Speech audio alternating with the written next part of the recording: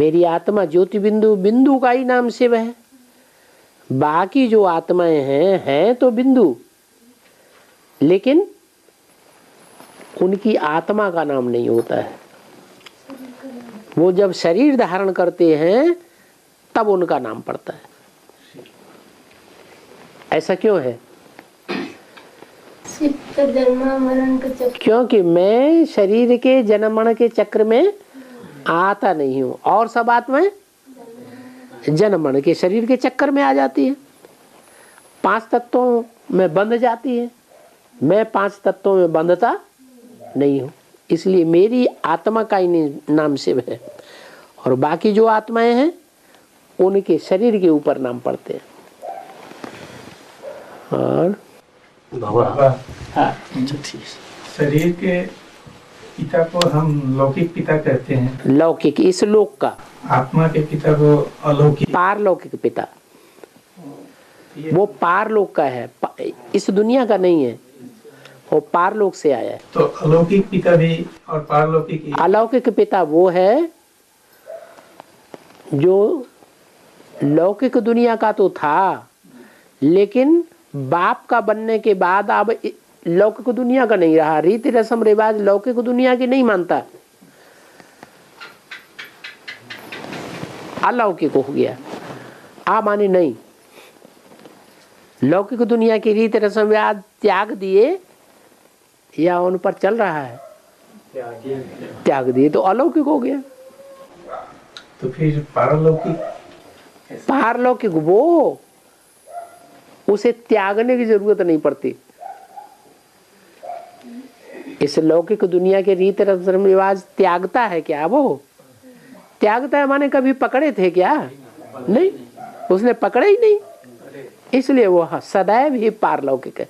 इस सृष्टि पर आता भी है, कोई तन में प्रवेश भी करता है, पतित तन में प्रवेश करता है, तो भी पतित पने का उसको रिंचक भी लेश मात्र संग का रंग नहीं लगता।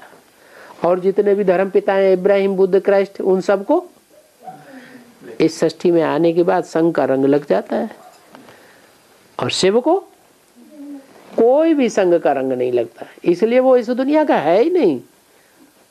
कहाँ का है? पार लोक का है। और वही परम पिता, परम पिता तो बिंदु बिंदु आत्माओं का बाप।